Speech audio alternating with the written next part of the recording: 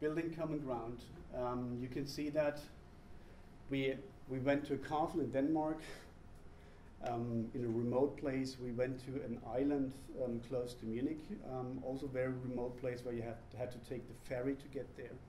So we structured, we organized this kind of, now I'm using again the word intersection, or these crossroads where people spend together these days together, and where we used a number of plays specifically designed on the topic city and mobility, to just get into a playful atmosphere. And one of the results from that was that in the future workshop, you usually have this problem that you need to break the power structures amongst the participants. It never happened in this context. We only had one or two situations where we needed to intervene into that, but because this playful atmosphere on the first day brought people together, that they opened up and went away from their transport planner's perspective, from their traffic engineering, traffic control perspective, where they opened up from their artistic perceptions in a way that they've been listening to what the other people said. And this was kind of, I would say, it was kind of amazing that this worked that good. Then we had this future workshop. You can see the castle there on top. People have been standing on their heads. So I think they changed physically perspective in that way. And during the last phase, the creative retreat, it was completely open. So, but the interesting thing was actually that we thought that we needed to be part of that process, but we could completely withdraw from the process, and people took it over and they developed a couple of projects, and I'm just mentioning two right now. The first, it's called the Circular City.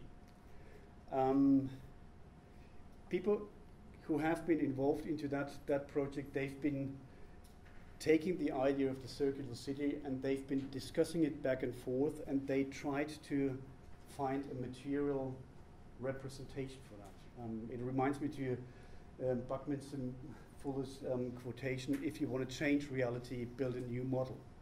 And this actually happened there, and the next quote shows that very well. It was an industrial designer who said, well, the workshop basically gave me a new perspective on my own work. I haven't expected that at all. I expected to learn and to hear new things, but I haven't expected this workshop to make me consider what I'm doing from a new angle. The next project is called the Randomized City.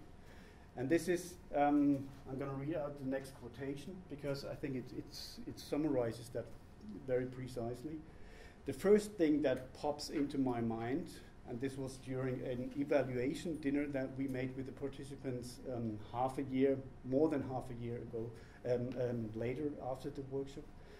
And he said, the first thing that pops into my mind from the workshop is the Randomized City project.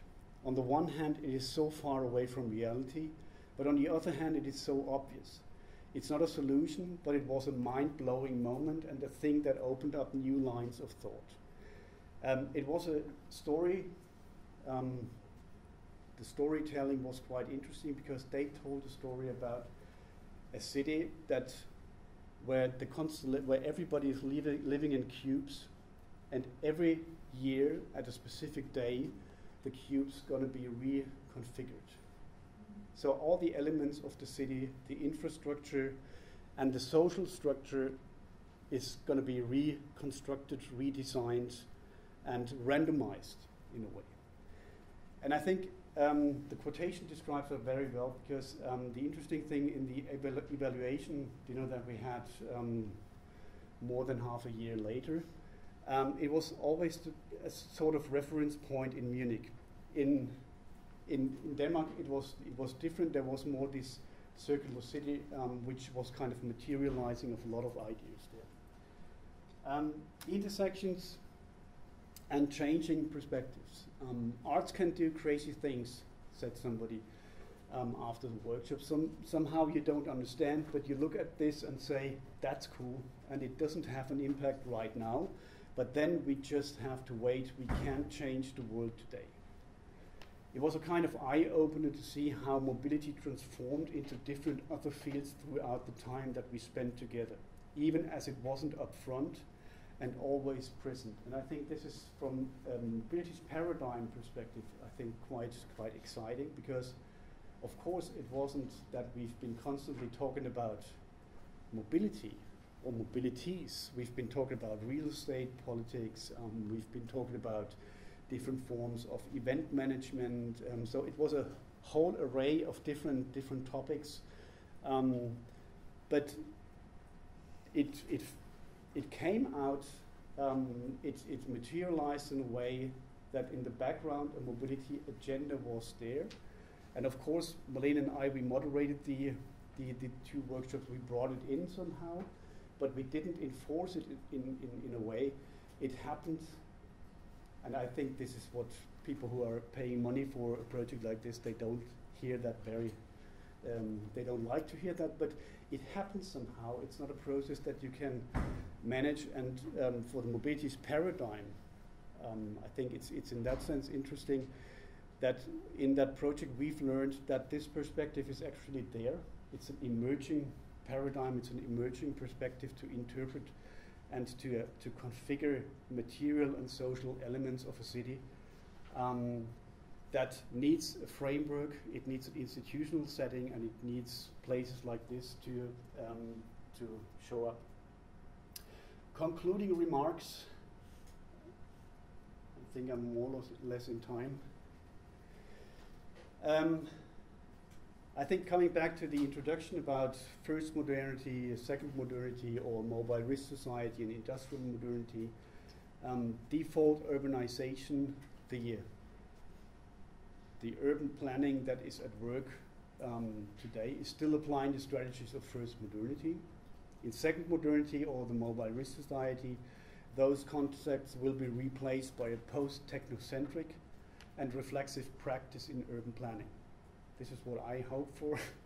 And maybe it's hard to predict, I would say, but this is an option that we have in a project like this. Actually gives some hope in these transformations, because I would say it's the socio-technical regime that is at work.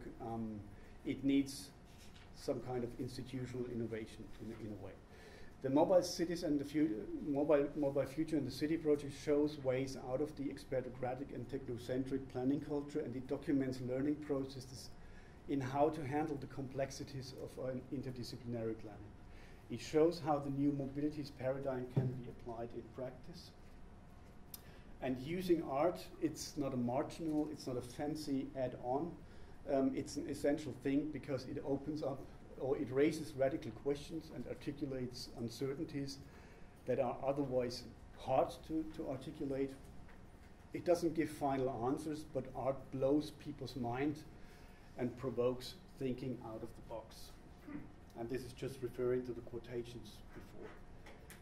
The reflexive methodology of the Mobile Future in the City project helps identifying the right problems and asking the right questions. A lot of planning, I would say, fails at this point, that all the energy goes into defining solutions instead of defining the problems in the right way and asking the right questions. And I think this is hard to argue when it comes to research money, that a project like ours needs, is essential, it's important, because we are not showing up at the end of this process. At least we have considerations about a longer process, but not in this setting that we had in this case, with final solutions.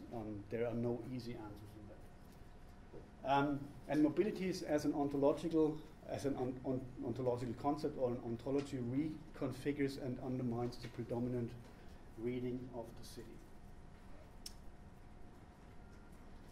And it propels the paradigm shift towards transition. And this is the last slide. I think this is kind of summarizing what we've learned in that project, is If we think about sustainable cities, if we think about sustainable mobility, it needs the mobilities of ideas and concepts and the reflexivity of policies. And a research policy that is always asking what exactly is the output.